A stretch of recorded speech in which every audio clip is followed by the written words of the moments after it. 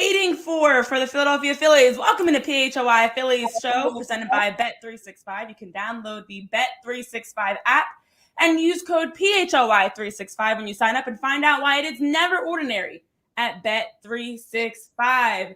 It's been quite a 6-game stretch for the Phillies back at home at Citizens Bank Park, going up against the Miami Marlins, going up against Washington Nationals. We looked at this week as the get-right week for the Phillies. And now that they've gone 4-2 on the week, had a chance to sweep the Nationals, drop that Sunday game. But either way, 4-2 on the week, which was ahead of what we all projected as them going 3-3, them going possibly 2-4. We were all over the map for our projections for the Phillies. The question is, was this what they needed to turn things around? Tyler, after seeing how this week went, just to recap for everybody, because I still cannot get over the week that was, going back to the Kyle Schwarber Grand Slam on Wednesday. I was also here on Wednesday, so I'm going to include myself as part of that changing for the luck. Oh, yeah, you were part of it, 100%. Yeah, it was me, absolutely. I was there, so it was my attendance and Kyle Schwarber's Grand Slam. Clearly the same, obviously. There's sarcasm in that, guys. I mean, I don't see much of a differentiator between the two. Then on Thursday, thank you, Tyler. I appreciate that. Then on Thursday, we got the Weston Wilson cycle. Friday, as we saw Carlos Ruiz honored, and we started getting to alumni weekend, we got the Trea Turner walk-off. Then we had Saturday, they had the incredible ceremony for David Montgomery, placing him on the Wall of Fame. We also got Cristopher Sanchez with a complete game, his second game that he's pitched a complete game this season. And then Sunday was at least a steady Taijuan Walker as he's ramping up to get back. This week feels like it was a turnaround week for the Phillies. I hope it continues. Tyler, as we now have had a chance to sleep on it, process it, what are your thoughts on the week that was for the Phillies? Yeah, they did what they were supposed to do, right? You had two bad teams coming into this ballpark, and especially after the way that the first game on, Tuesday night against the Marlins transpired, where they looked I hate to use this phrase, but they looked dead. Like, they looked like they were just playing uncompetitive baseball. It was a 5-0 shutout to a team that, like, half of the lineup, you go, who? Like, who's this guy? Like, it's Xavier Edwards at the top. It's Jake Berger at the top. There's a couple of, like, Jesus Sanchez is known for that, 4,000-foot home run he hit a couple weeks ago. But it's a lot of, like, who are these dudes? And they steamrolled them. I mean, they outclassed them. They played a better brand of baseball. The Phillies were sloppy. The Marlins weren't. And we kind of all looked at it and went, oh, boy, here we go. And then they come out on Wednesday night. And as you said, a combination of Kyle Schwarber's Grand Slam and, of course, you being in attendance parlays to what ends up being a 4-2 homestand. And listen, so when you have a 2-game series, it's really, really difficult because the margin of error is effectively zero.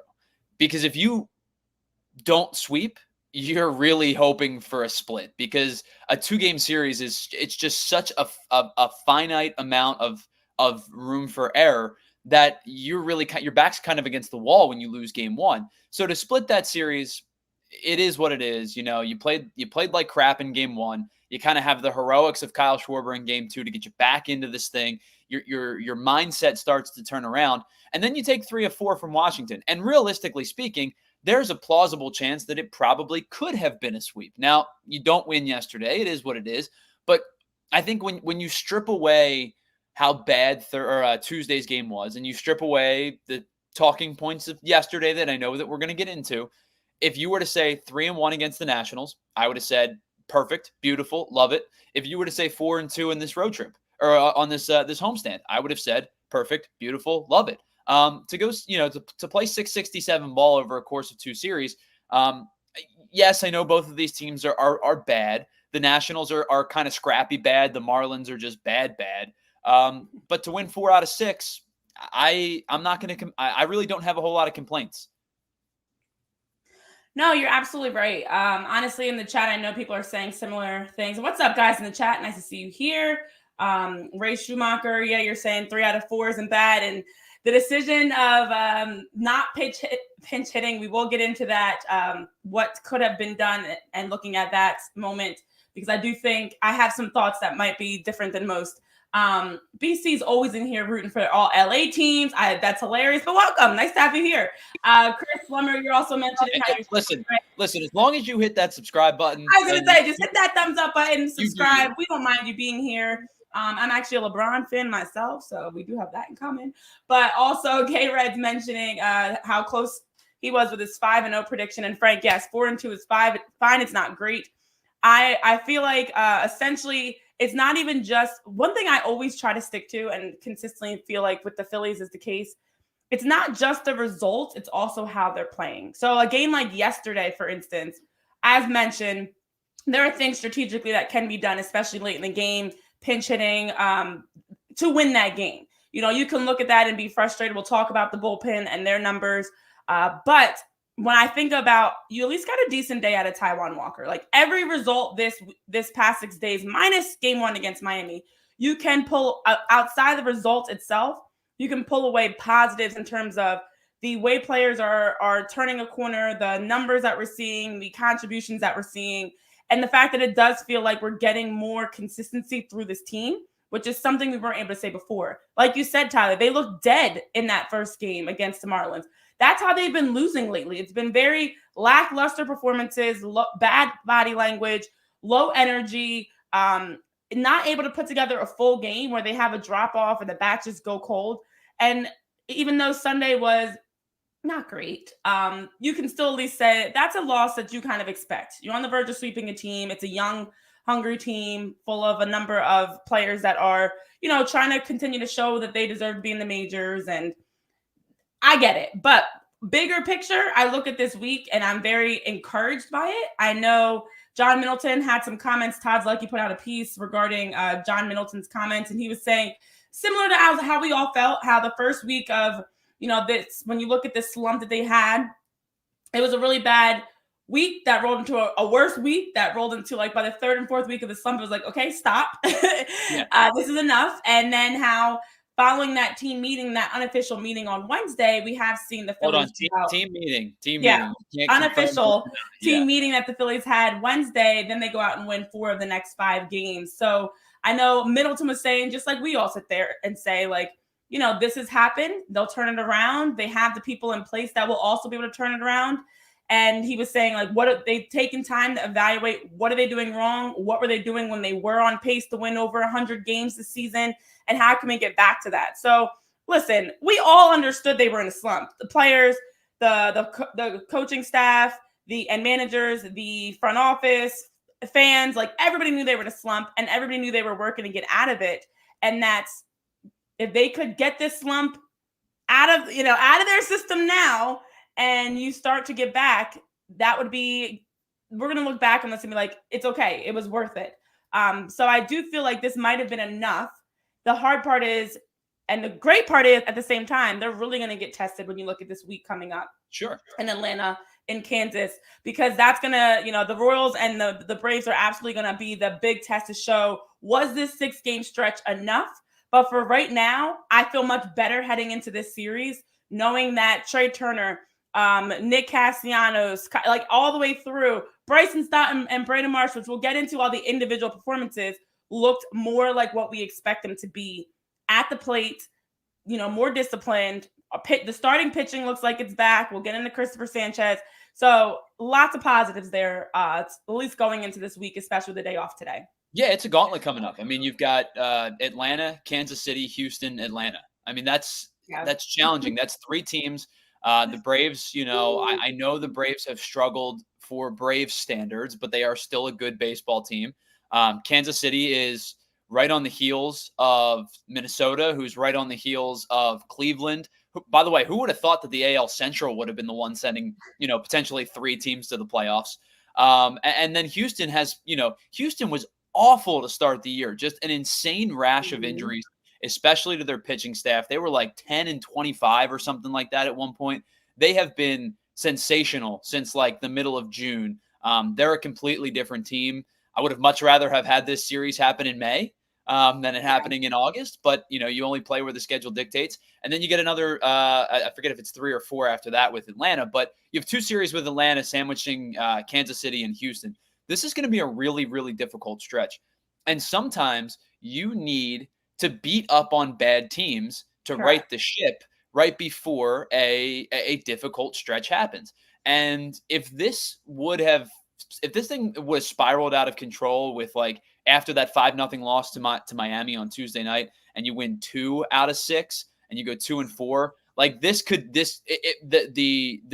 whole schematics of the season could have just like turned on their head very, very quickly. You get out of this at 4-2. I know you're not playing elite competition, but sometimes you just need to beat bad competition to get back to being right. Now the test, the true test happens. You're trending upwards. You're heading in the right direction. You still have a massive lead on the Braves. You have an opportunity over the next 2 weeks to take your, what are they, 8 right now, I believe, or 8.5 up on the Braves, to take your 8.5 game lead to as much as, like, I don't think it's going to happen, but like to as much as 14, by the time that the 2 weeks are up.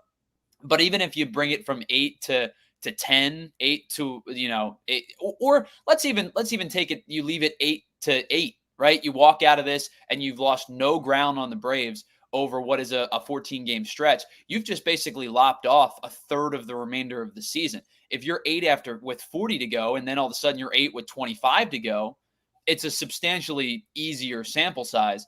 Now you're looking to just kind of stay the course and play good baseball against, these next 12 games or 14 games or whatever the case is.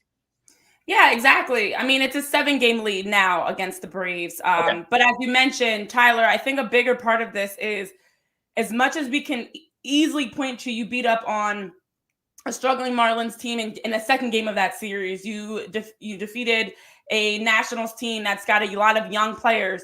Had they gone into this week having lost both of those series, that is way more detrimental than the positive of winning it. Like, if you had to weigh the two, it would have been possibly, I hate to be dramatic, it could have been the end of the season for the Phillies if they went out this past week and let's say they lost either of those series, or even just walk out of that week under 500 or at 500. For morale, for where the team's been at, you could not afford to lose games against those two teams. You had to come out of those 2 series feeling good. And so, yes, it is 2 bad teams, but it would have been way more detrimental. The fans would have been ready to riot. Like, the team would have been in a really bad space. And now you're going up against, now that the Phillies, I know Major League Baseball just dropped their power rankings. The Phillies are back at number 1 in power rankings because they're also back at number 1 across Major League Baseball, not only in the NL, but across Major League Baseball coming into today. They have regained that top spot in the league. And they're going up against, as we, look at a team like the Royals, who are coming off of a series sweep. They now have had 8 series sweeps in a row. Yep, they swept the Reds. They just picked up their 8th straight series sweep. And then also you're going up against not in a row for sweeps, but they're 8 sweeps of the season. And then you're going up against the really good baseball is the point. Yeah, not that good. And then you're going up against the Braves, who are also in a spot where it feels like they're figuring things out and getting healthy. So you could not go into this week battered, bruised, and defeated. You had to come into this week feeling good. You had to come into this week with Trea Turner feeling like he's back, with Cristopher Sanchez back. All these things are aligning in place. So I am thrilled that they were able to walk out this week. Listen, if they could have won more, they could have won Sunday, I would have taken it. But you could not afford to lose. You had to win, obviously way more than you had to lose for reasons beyond just the results and standings. Yeah, we say, listen, over the course of 162 games, and I'm about to say we, I mean overarching we, between us covering the team, the fans, whatever, we say a lot of hyperbolic and dramatic things over 162 games. It's just the ebbs and flows of a season. But I want to go back to what you said about, it could have felt like, almost like a death knell, which statistically speaking wouldn't, is not true because they still have the lead. But, mentally, and I think that's where we all would have like flocked to this like doom and gloom mindset. Even the most either optimistic or the most like it's 162 games, like calm down of us would have probably started to flock towards a doom and gloom type of atmosphere. Because if you can't beat these Drek teams, how are you going to go into this series, these series coming up? and maintain a division lead. And furthermore, even if you do, and the likelihood is like they're not missing the playoffs if they would have played poorly, I don't think. But like, what's your mindset heading into September, into October, when you're just rattling, you've been leaking oil for so long now. Now you've beaten the Dodgers, and you've beaten the Dodgers 2 out of 3 in the last series. You won 4 out of 6 in these 2 series. Arizona was a difficult series for sure, but Arizona again has been playing some pretty good baseball. Now you have an opportunity to you've got 4 series in a row against really good baseball teams. You have an opportunity to prove to everybody and to yourself that you are in fact as good as what your record indicates. It's going to be tough. These are going to be hard fought. Like, when people talk about the dog days of summer, like they're referring to late August, early September baseball. That's exactly what this is. This is going to be a difficult stretch of baseball for this team. But I think, as you made mention, like the mindset heading into it now, having won 4 out of your last 6, probably is substantially better than it could have been. Yeah, and don't forget the Astros series is sprinkled in between the Kansas City and the second series versus the Braves. So in those 4 straight series, Braves, Royals, Astros, Braves, you now feel a lot more optimistic of what, regardless what happens, they are starting off on a good foot. And then hopefully that can continue because, you never can guess exactly how it's going to plan out. But what we do know is now this team is in a much better space than where they were before. And where you can be in a better space than you were before? That's to make sure you're never ordinary at Bet365. Tyler, you read my mind, because at Bet365, they are never ordinary, and they're making sure with their 90 million users worldwide and their 780,000 events each year that they are live streaming, they're giving you all the benefits. You've got early payouts offers across the NBA, the NFL, the NHL, and Major League Baseball. They also have the live in-game betting, which makes it even more exciting to be a part of the action. And plus, they have the widest range of games and markets available for live in-game betting across 78 sports. I love when I see the Bet365 ads and promotions and commercials because they're so locked in on making sure it's never ordinary. And when they mean never ordinary, that means they've got all the little things. Every day, they do power up the odds on hundreds of bets to give you a chance to win more with over 10,000 boosts every month. They boost specific markets. They boost your winnings. They even boost parlays. And of course, you can keep an eye out for our custom PHLY bets and boosts. I know Jamie's actively working to help be a part of that. And with the baseball season getting into the final stretch of the regular season, it's 38 games for the Phillies they have left, I believe the number's at now. With that, the Bet365 baseball early payout offer, you're a winner. If your team goes 5 runs ahead with an instant payout, you can parlay and have same game parlay selections, and you'll be marked as a winner. So at Bet365, they don't do ordinary. They believe every sport should be epic. And right now, new customers can get $150 in bonus bets when you bet just $5 and use the code PHLY365 to sign up. You deposit $10 and you can claim your offer. So whatever the sport, whatever the moment, know that it's never ordinary at Bet365. You can download the Bet365 app today. Use that code PHLY365 when you sign up and check out the boost to see why it's never ordinary at Bet365. Of course, you've got to be 21 or older and physically located in Pennsylvania. If you or someone you know has a gambling problem and wants help, you can call or text 1-800-GAMBLER and make sure that you're enjoying all of your opportunities to win. The Phillies are winning again, and you can be winning also at Bet365. Yeah, Renee, we just talked about it. There's a lot that changes over the course of a Major League Baseball season. It's 162 games. It's a long season. And in fact, it's been almost a year. I want to talk about a season. It's been almost a full season for us here at the PHLY Phillies podcast. And a ton has changed over the last year. We started up this podcast. The Phillies were a game away from the World Series. We had a fun offseason. We went to Clearwater with you. The Phillies jumped out to one of the best starts in baseball history, and we've been here, and a lot has changed over the course of the last, 365 days. But what hasn't changed over the course of the last 365 days, and in fact, for now, the last almost 50 years, is the great taste of our friends over at Miller Lite. Great taste. It's less filling. It's just 96 calories, and it's been around since 1975, which is just wild to say that next year, friends, Miller Lite will be 50 years old. And it doesn't change because it doesn't need to change. It's got that easy drinking, smooth finish. Again, 96 calories. So if you're looking to have a couple of beers on these last few warm summer days of the year, and you're going to be outside, you're going to be sweating, maybe you're at a barbecue, you're at the beach, wherever you are. The point is you can get Miller Lite wherever you can find your beer, and it's just a little bit easier to drink. This past weekend,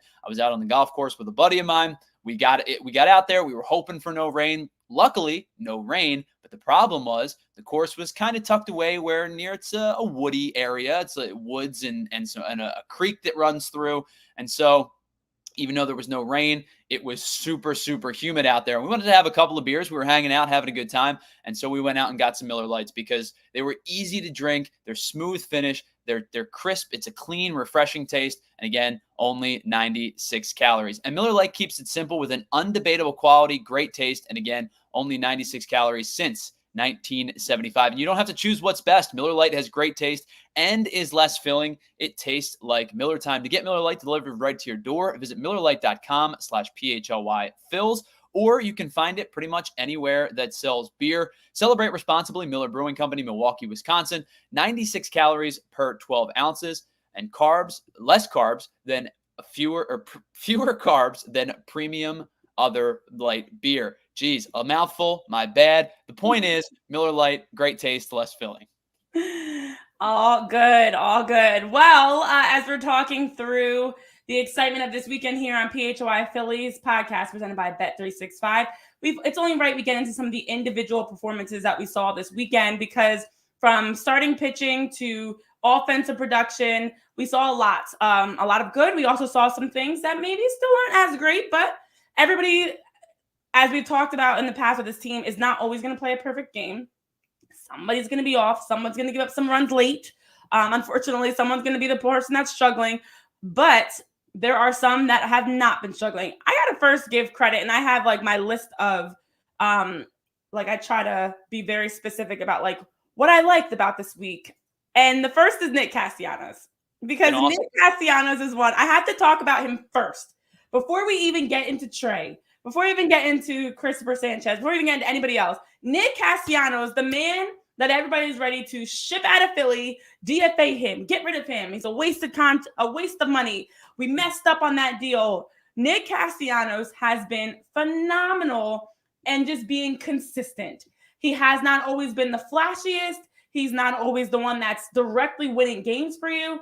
But when you look at the production of Nick Castellanos, it's been remarkable to see how he is consistently delivering, finding pockets to spread the ball into, solid in right field, plays every day. I know Matt Gelb said that since he put out a tweet of his stats and splits, and looking back, I mean, he started all the way back with May 1st, but most recently, since July 1st, Nick Castellanos splits a 290, 340, 497. Since August 1st, a 315, 393, 519. Whereas prior to May, around May 18th, 19th, Nick Castellanos was one of these biggest struggling areas for the Phillies. And when you think about this slump, the only person that has not been slumping is Nick Castellanos. He's the main guy that we've been able to rely on. He's had 7 straight games now with a hit. We saw the RBI single that he had early on. He got the Phillies on the scoreboard first against the Nationals on Sunday.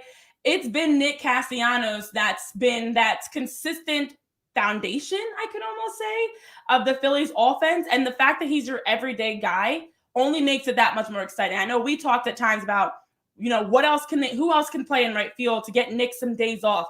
You know what? Nick, stay out there. He's got the routine down. He's a veteran. He knows how to manage the longevity of the season. He's showing that he can handle being the everyday right fielder. And I'm glad he's out there every day, to be honest, because he's one of the most consistent pieces for the Phillies. So although he's not flashy and jumping off the page at you, his numbers aren't, bombing home runs left and right or anything ridiculous. He is just steady, consistent, and what you need from a veteran role player is exactly what you get from Nick Castellanos. Yeah, his power numbers aren't gaudy. And so I think sometimes on a team that kind of relies on gaudy power numbers at times, maybe he does get a little bit forgotten. And I say that when the team is clicking, because when he was playing poorly at the beginning of the year, right, he was rightfully called out. He wasn't very good. And to a point, Renee, I think we can pinpoint a series that was like the low point of Nick Castellanos' season, where April and May were just really not good. And it culminated. We talk about this West Coast trip all the time. You remember the late nights we did between Colorado and San Francisco, right around the Labor Day, right around Memorial Day. He was dreadful. I mean, he was lost at the plate. And since the All-Star, I mean, probably since June, but since the All-Star break specifically, you brought up hits in 7 straight games. But what is more important to me is kind of twofold. A, his strikeout rate is down. I believe he struck out 3. I'm just trying to pull the numbers up really quickly. It's 1, 2, 3, 4, 5. It's 5 times in the last 12 games he struck out, which I'm not going to sit here. I'm not going to complain about Nick Castellanos striking out 5 times over the course of effectively 2 weeks. His chase rate is down. His whiff rate is down. And the thing that's the most important to me, other than the fact that he's not swinging out of hand anymore, if you've noticed, he's driving a lot of balls to right center field. And so he has a willingness right now to use the entirety of the field. He's never going to be a true spray hitter, right? He's not the guy that's going to be, oh my gosh, Nick Castellanos put another one down the right field line, and here he is lugging out a double. But when he is hitting the ball into the right center field gap, that's where he becomes dangerous. That's where JT Realmuto becomes dangerous too, is when he's taking the ball into the gaps and hitting the ball the other way.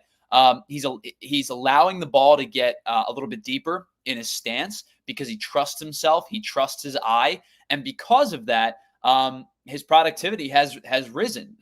When he, and it doesn't have to be gappers, right? He's had a ton of base hits over the last, 2 weeks or so.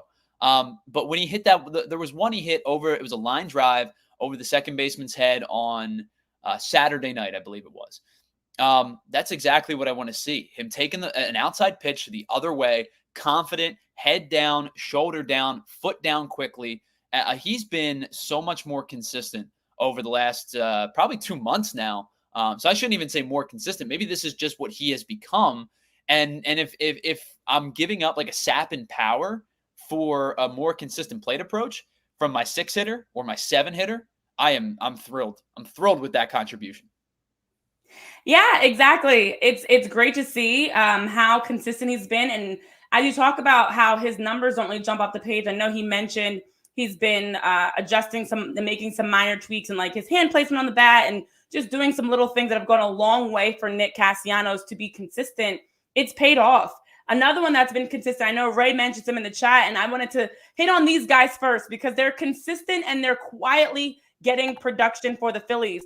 And it's easy to look at those game-winning plays and the one big play, but what about the guys that are doing the little things consistently? Alec Bohm as well. He's been on his hitting streak. He's been able to reach base now for 34 consecutive games. We know he's closing in. Well, closing in is a rough term to use because he's got 56 consecutive games, as Mike Schmidt was talking in the booth on the broadcast yesterday, with the club record that he set from 81 to 82 for 56 consecutive games and 17 home runs, 56 RBIs in that stretch. Alec Bohm's not close because he's 22 games away, but he's closing the gap, just a big gap to close. Either way, Alec Bohm is still top 10 in the league in terms of RBIs. He's actually also top 10 in the league in terms of hits altogether. And he still leads the league in doubles. So he's got 140 hits. That 43 doubles mark is the highest. The second one is Jaron Duran, who's got 37. And he also is top 10 in terms of RBIs with 85. Alec Bohm has been another one that you can trust in moments to just keep. My thing is just whether it's whatever it is, it could be small ball, doesn't always have to be home runs. Just do enough to keep the inning alive. Do enough to move guys. Do enough to help when you have runners in scoring position so you're not keeping players stranded. Alec Bohm and Nick Castellanos have been doing exactly that.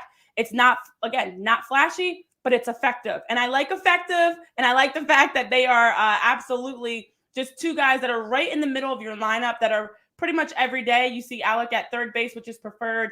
First base, he does all right. Love that acrobatic catch he had Sunday. But either way, wherever you need them, whatever, like we saw Nick Castellanos move up to 5 in the batting order. We've seen them, adjusted wherever they're needed, wherever they're placed. They just hit 2. Exactly. Wherever they are just producing. And that's what you need with a team that's top in the league. You need those guys that you can always rely on. Yeah, especially too with a team that has been over the years pretty dominantly left-handed driven. Your three primary right-handed hitters are Trea Turner, Alec Bohm, and Nick Castellanos. Well, and JT Realmuto too, but JT's really struggled since coming back from injury. And you know, Trea Turner had just an outstanding return from injury, and then went through kind of the doldrums a little bit, starting to come out of it a little bit now. But Alec Bohm has been one of the most consistent hitters in baseball this season. Yeah. Now, I know that like he jumped out to like a 340 average, you know, in April and May. He was never going to be a 340 guy for the entirety of the season. That's just not who he is. But we talked about it at the halfway point. I think you and I were chatting about Alec Bohm and what's a realistic expectation for like if you were to say the season ends, what's his average? And I think we both were like, hey, listen, if he finishes right around that 295 to 300 mark, you're going to be thrilled because you know the doubles will be there. You know the RBIs will be there. His ability to hit with runners in scoring position this year has been outstanding. Oh, yeah. And I know that RBI is it's predicated on other guys being on base because you can only drive yourself in so many times. So you could have a hitter who is a doubles machine, but if the guy in front of him is not getting on, or the guys in front of him are not getting on, then RBI number gets a little bit skewed. But you can also flip it to a positive when the guys are in fact getting on. His numbers with runners in scoring position have been outstanding this year. And we're kind of to a point now in the regular season where if you want to talk about the consistency of a hitter all season long, right? And he's gone through some slumps, but for the most part, he's been consistent for the bulk of the season. You're in a pretty small, finite sample size of guys that really haven't dipped too much all year. I mean, it's, Aaron Judge had an awful start to the season. His April was dreadful. Now he's on pace to be have one of the best seasons ever. But that's just because Aaron Judge is a freak and an amazing hitter and all of these things. But if you were to ask me who has not really had a dip this year, it's Juan Soto. It's Bobby Witt. Definitely Bobby Witt. It's Bobby Witt. It's Marcell Ozuna. You can say Marcell Ozuna. Yeah, you can say him. Pretty good all year. Yeah. But the point is I'm sitting here trying to come up with a fifth guy, and so that's how small that sample size is of a guy that basically has been for the better part of the entirety of the season locked in. Yeah, and I mean you even look at Alex first at bat. He hits that ball out to center field. Jacob Young gets caught in the divot of the ground, drops it, and in that play, Trea Turner advanced from first to third. You're not getting an RBI off that, but Nick comes up behind you and does get the RBI to bring Trea home. You help move Trea two bases, like Alec just does, and Nick have been doing the little things. And I think, in my opinion, for a championship caliber team, the middle is the most important to me.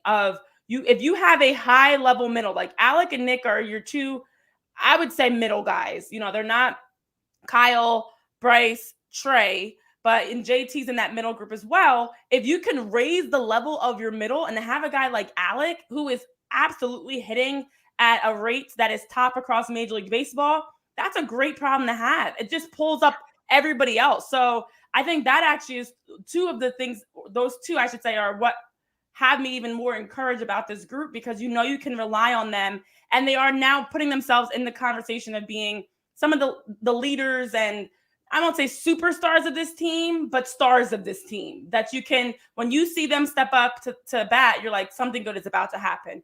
And that's the feeling you need with any group, to know you don't have to just rely on one person.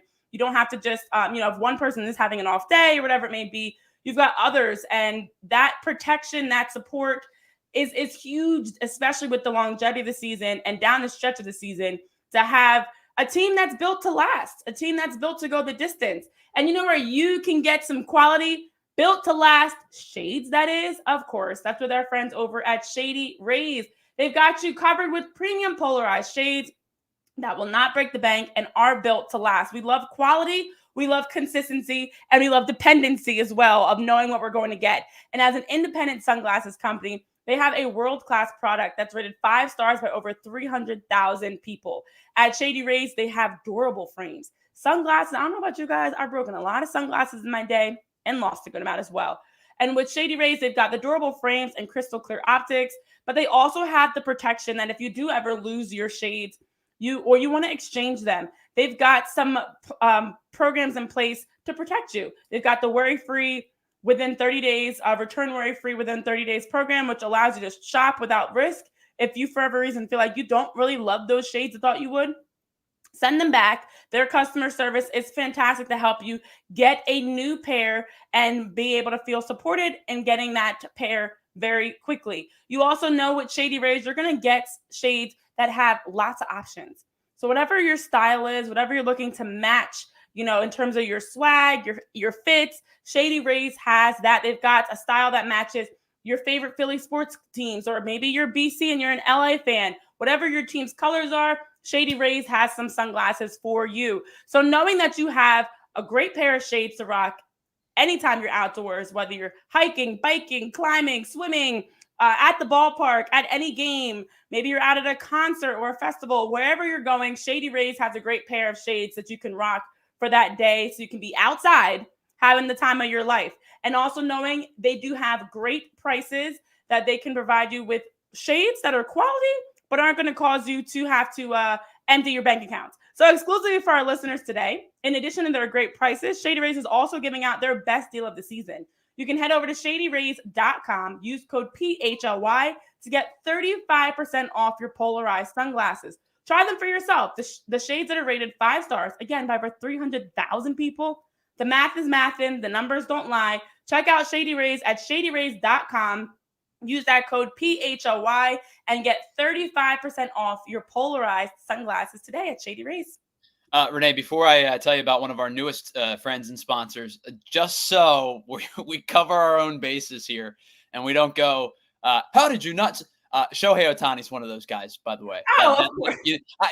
So just want to make sure we had, because somebody somewhere is like, they didn't even mention Shohei. Currently leading the league in runs, home runs, OPS plus, total bags. I think he's second. He's going to become the first Dodger ever to go 43 and 43. I wanted to clarify there because I think the guy that we shouldn't even have to. He's transcended everything. Yes, correct. He has become the new standard, and at this point, you know who the new standard is in coolers. Nice. And when you're heading out on the road, is our friends over at Rugged Road. One of our newest friends and sponsors is dedicated to creating innovative and durable outdoor gear for all of your adventures, and especially when you are demanding the best, because their products are designed with the highest quality material and craftsmanship, ensuring that they perform in the toughest conditions. So it doesn't matter if you're out hiking, you're camping, you're out on the water, you've got a 3-day tour, or you're out on a speedboat. It doesn't matter whether you're on land or water. Rugged Road gear is built to accompany you for every single adventure. Maybe you're taking things a little bit slower, but you don't want to ruin your cooler. One of the coolest things about Rugged Road's coolers are that they have floatability. Yes, it's one of the most unique features that I've seen in a cooler. It always floats upright. So if you're taking an inner tube down the Delaware River, you never are going to lose your drink. And unlike other heavy-duty coolers, these coolers are incredibly light, so you don't need to lug them down the street if you're heading, or on the sand. Oh gosh, moving a cooler on the sand is one of the most infuriating tasks in the world. So if you're at the beach, it's lightweight. It's going to be so much easier to transport, but it won't compromise your performance. So gear up for your next adventure with Rugged Road coolers. They're reliable, they're durable, and they are built to be used and built to last. Rugged Road is your ultimate outdoor companion. So if you head to ruggedroadoutdoors.com, one more time, that's ruggedroadoutdoors.com, use the code PHLY, you will get 10% off your purchase. Thank you to some of our newest friends, Rugged Road, for sponsoring today's show. All right. Well, as we're talking through all the positives, we got to talk about the man that I think is back, Trea Turner. Listen, Trea Turner was struggling since not even just the All-Star break, but because he had a great July. But it's been really bad to see him have 10 home runs in early July. And then after the All-Star break, his numbers dropped. His OPS dropped 136 points from the All-Star break until Tuesday. His batting average dropped 52 points. He was not good. And he got a day off on Wednesday, Grand Slam and Renee Day. And he wasn't injured or anything. He just was struggling. And so to have that day off and then come back. And on Thursday, Trea Turner went 3 for 5 with a double, 2 RBIs, 2 runs scored on Thursday, and then went 4 for 5 with the walk-off single in the 9th inning we saw Friday in that 3-2 win over the Nationals. Trea Turner had, between Thursday and Friday, 7 hits in 2 games, including a walk-off single. He also then Sunday gets his first home run. Mind you, that home run, and I had to do a double take because I cannot believe it's been that long. That home run is the first in nearly, they said 24 games on the broadcast, since July 24th versus the Twins. He hadn't had a home run in all of August. And in terms of RBIs, he had only had 6 RBIs on the month of August. 3 of them, I should say, 4 of those 6 RBIs that Trea's had in the month of August came in the National Series. Yep. Okay, so coming into the National Series, he didn't have a home run in the month of August. He had 2 RBIs total in the month of August.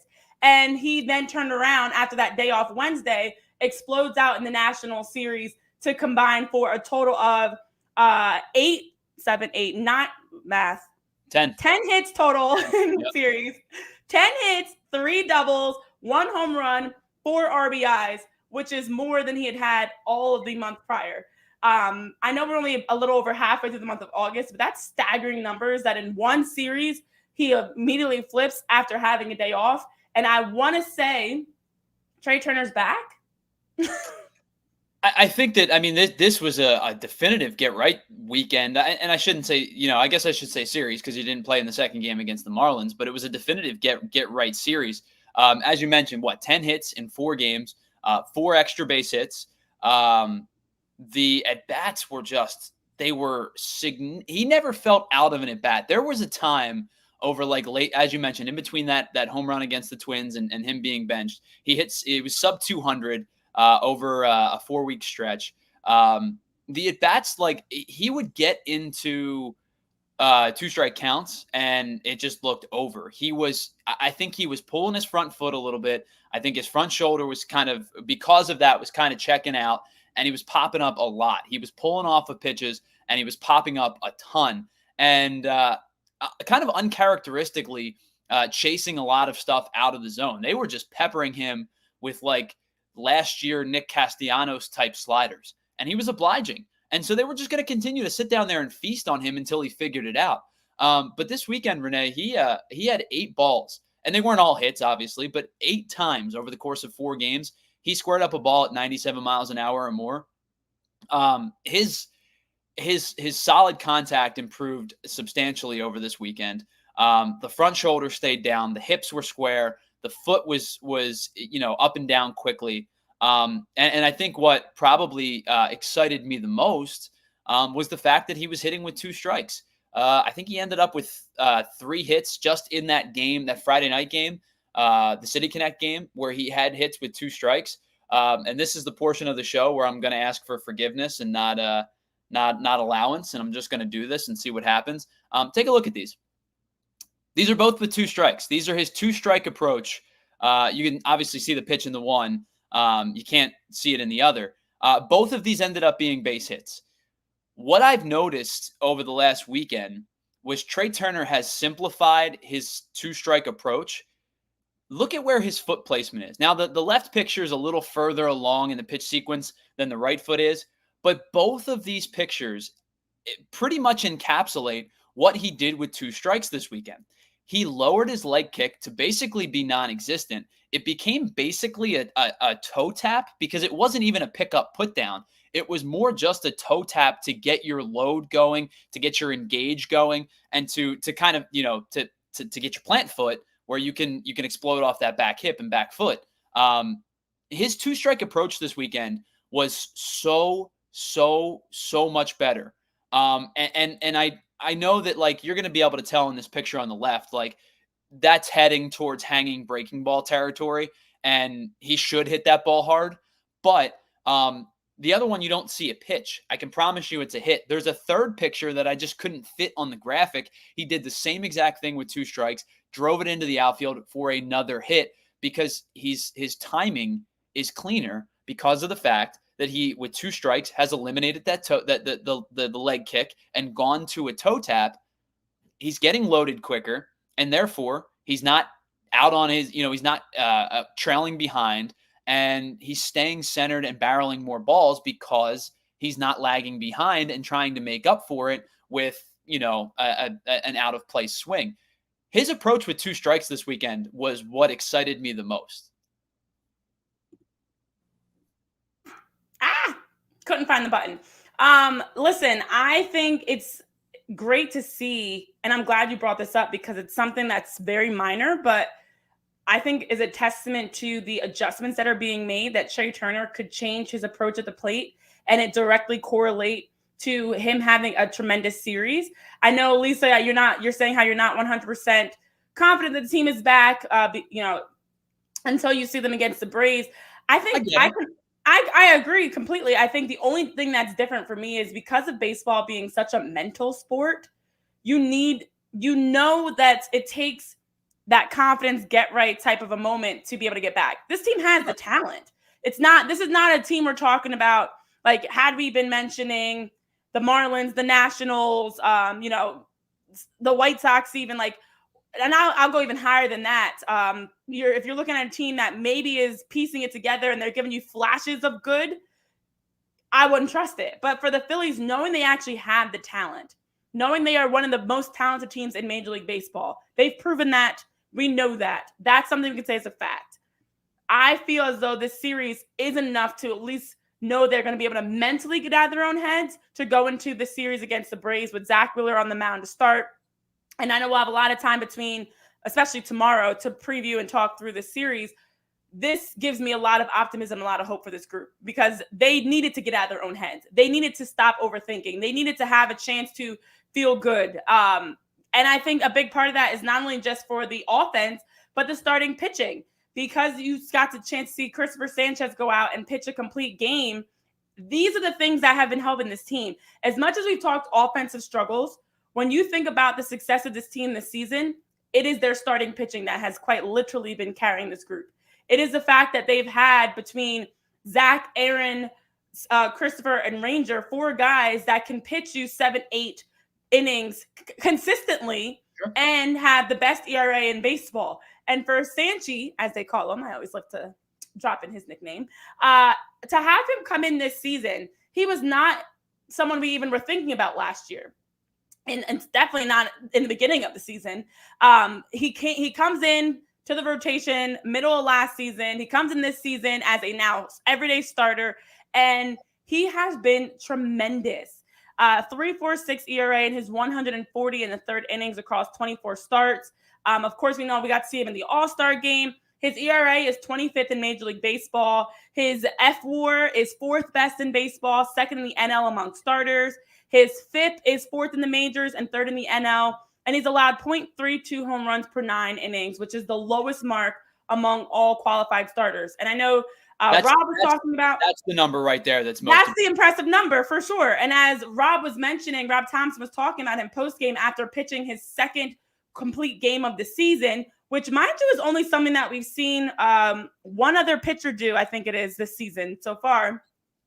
For Rob to, as he mentioned, was saying, Sanchi would be a number 1 on a lot of teams. His command, his changeup, the sink on his fastball, in the 27 outs. So he was 99 pitches he threw, 27 outs. 19 of those outs were either on the ground or strikeouts. He's dominant. And this is your 4th starting pitcher. Yeah. This is what the Phillies need. You have a guy that can go a complete game, and he's been rocky on the road. A 5.53 ERA in his 11 road starts. That part is still concerning. Don't get me wrong. But if you know you can get this consistency out of your 4th starter, that he's one of the best in Major League Baseball, it just allows your offense to just be able to have a lot to work with, knowing your starting pitchers are going to take care of controlling the opponents, minimizing the damage, and then your heavy hitters, your offense in general, can take it from there. Yeah, I mean, the amount of times that we have given praise to Cristopher Sanchez, and rightfully so, this season it's we don't do it just because like we're looking for somebody to give praise to. The guy's been awesome this year, and I know that his road numbers are not strong. He's a much better pitcher at Citizens Bank Park. But he is such an extreme ground ball pitcher. His ability to keep the ball in the yard is really what is fueling his success. He keeps the ball down. He throws a ton of changeups. It's obviously his best pitch. It's one of the better pitches in baseball, if we're being frank. I think that his success comes on, hitting his spots, changing speeds, working ahead in the count, and keeping I would almost say his strike zone, not the actual strike zone, but like his strike zone, quote unquote, is probably about 2 to 3 inches lower than an average pitcher, because that's where he wants to live. He wants to bury the changeup to righties away, to lefties off their back foot. He wants to use the sinker to break it in on guys' hands and below to lefties, and again to run it away to righties. His pitch location, you'll notice it. Like if you look at his heat map, it's all lower third quadrant. Lower like 1, 2, 3 lower, and then if you go 1, 2, 3 across, it's mostly in this bottom corner sector right there, because that's how he succeeds. And it's funny you were bringing up like this team clearly has the talent, and they were just kind of in their own way. I was listening to baseball talk radio this weekend, and they were talking about the Pittsburgh Pirates, and they were talking to, I guess, one of the reporters out in Pittsburgh, and the Pirates fan base and the Pirates ownership group they're frustrated because they feel for the Pirates they've spent enough money to compete. They went out and bought at the deadline. They brought Brian De La Cruz in. They brought Isaiah Kiner-Falefa in. They feel like they've done enough. Now, their roster is not nearly as talented as the upper echelon teams, the Phillies, the Dodgers, the Orioles, the Yankees, those type of teams. But they feel like within their market sample size, they've done enough to compete. I got news for you guys. Like, you're not good enough right now to compete. You've got pitching. Don't get me wrong. Paul Skeens is a beast. Jared Jones has filthy stuff. Mitch Keller is like your consummate pro type of pitcher. But you're not good enough to compete right now. The Phillies are good enough to not just compete, but to compete for a World Series. I think that is kind of a difference in what the mindset is amongst those two teams. Is the Phillies have spent $7 bazillion. They've got talent. They've got a deep pitching staff. I know that their bullpen has struggled ERA-wise since the All-Star break, but it's still amongst the league's best in terms of at least like I trust these guys come high leverage time. I look at, the conversation was like, we're really, really frustrated with how the Pirates are they're about close to what their win total was last year, and they're supposed to be, and they are supposed to be improving. But I was intrigued about the conversation because their payroll is a fraction of what the Phillies payroll is. Their skill set is a fraction of what the Phillies skill set is. And if you take a Cristopher Sanchez, who's a 4 on this team, and maybe not on the Pirates because they have a very good 1 through 3, but if you put him on a Pirates type skill set team, he's probably a 2. Yeah. Definitely. And there are a lot of teams across the league and even teams you can look at for the Phillies over the recent years where you only get excited for certain starting pitchers. With the Phillies, it's quite literally the opposite. Hmm. You only get nervous for a couple of guys. Taijuan Walker is one of them. Taijuan Walker, we did see able to go 4 2/3 innings Sunday. He allowed 3 runs in the game. I know it feels like Taijuan Walker is a big disappointment, but for your 5th starter and for the way he's working back after being on the IL, it's going to take him a little bit of time, and I'm okay. They just have to continue to manage the damage, limit his innings, because when he came off the IL the first stint in the early parts of the season, he jumped in a little bit too quickly, in my opinion, of pitching 6 innings, pretty consistently. And we could see where when he first came off the IL earlier in the season, each game he actually progressively got worse. The stats don't lie. His ERA, the amount of hits he was giving up, the runs he was giving up, everything literally got worse. So if they can slow walk this a little bit more, you don't need to overstretch him. They are, as we know, going to the 6-man rotation. That has been, something that we are well aware of, as Tyler Phillips did get moved down and they replaced Tyler for Tyler.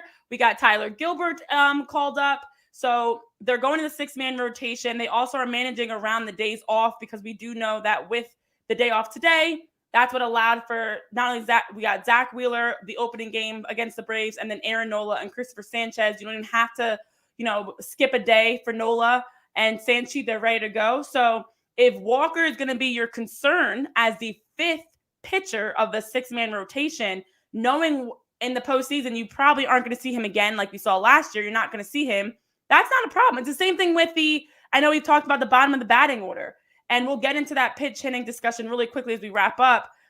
It's the same thing with that. Your Johan Rojas and Mundo Sosa and Brandon Marsh, Bryson Stott, you got a good weekend out of them.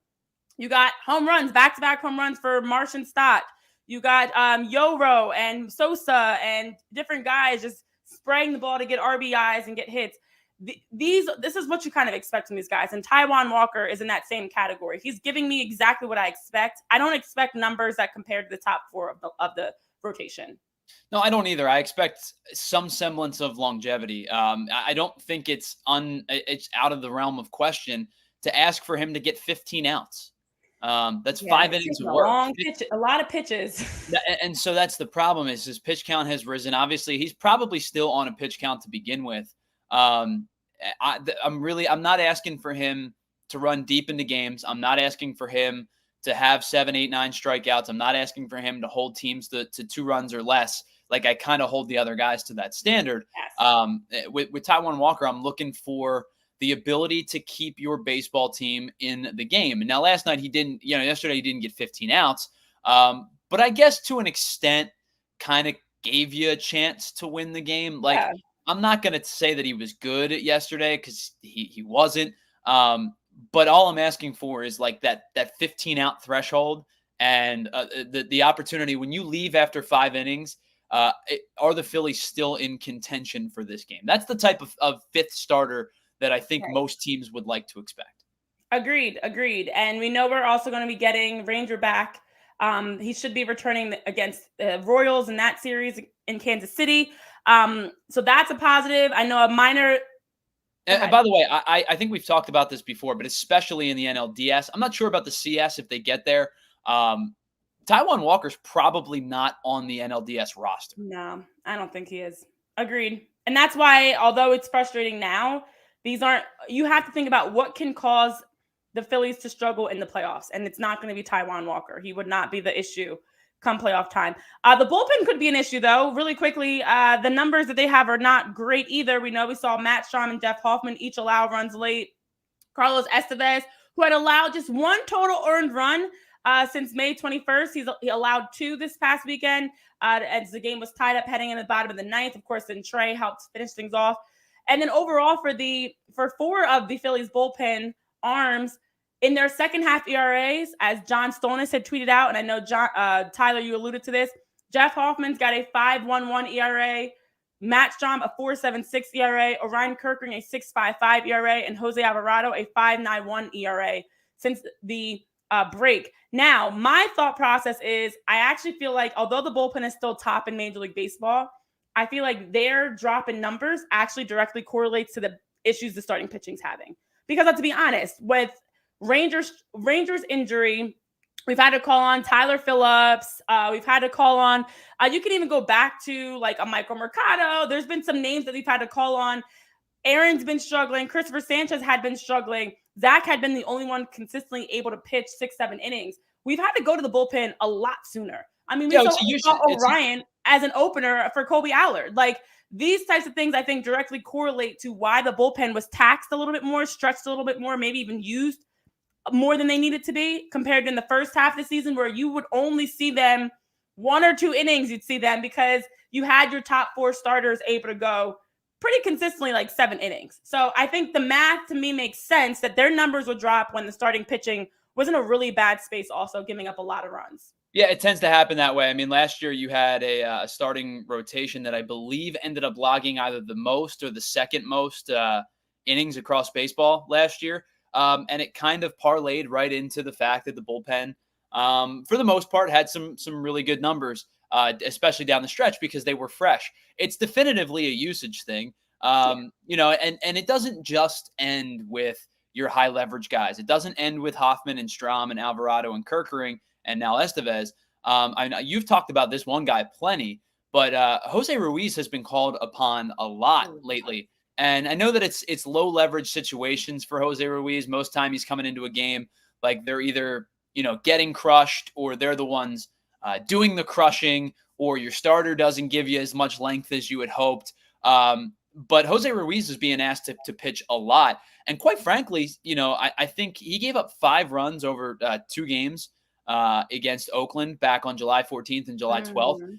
Since the All-Star break, Jose Ruiz has not allowed an earned run this season, or this second half of the season. His ERA has dropped from 5.08 against Oakland to 3.89 against the Marlins, which was the last time he pitched on August 14th.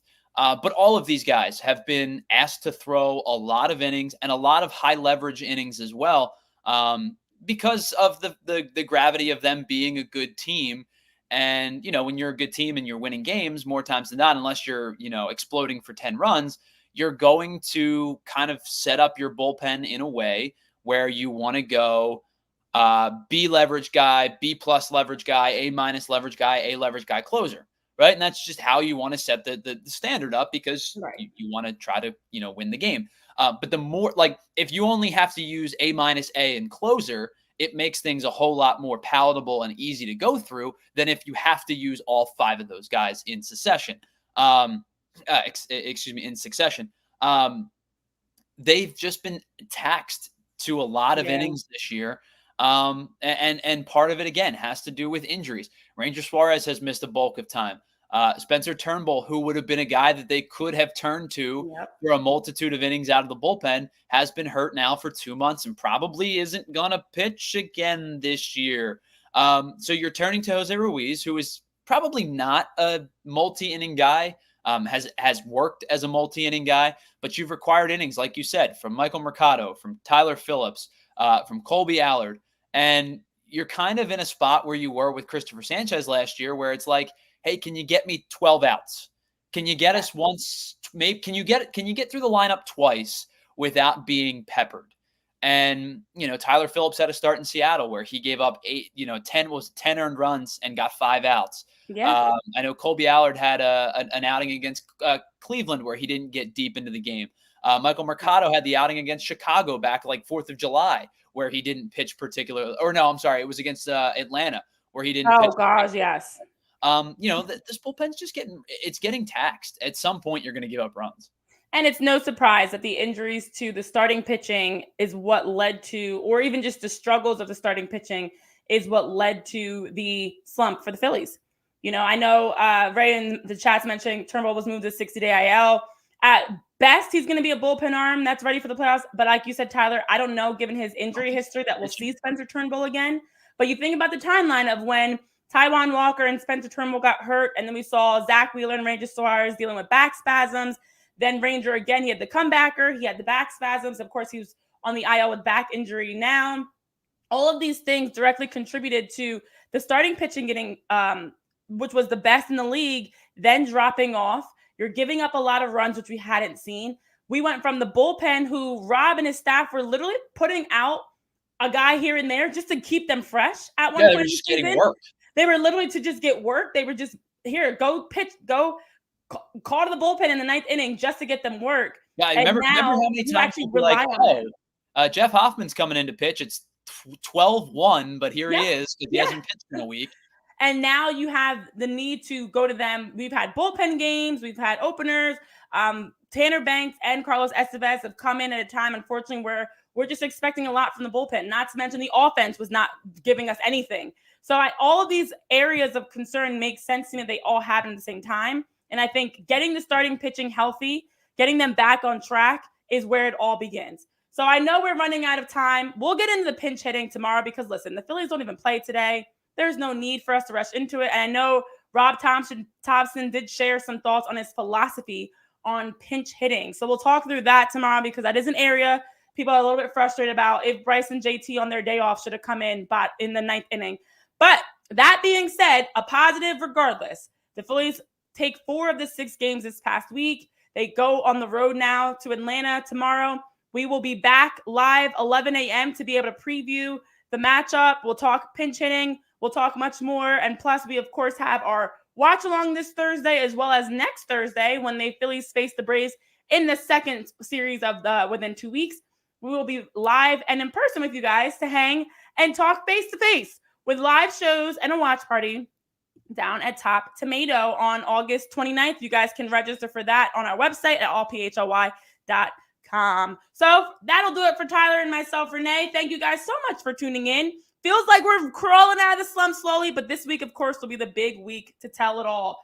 Thank you guys so much for tuning in. We'll see you live again tomorrow, 11 a.m. for more here on PHLY Phillies podcast presented by Bet365.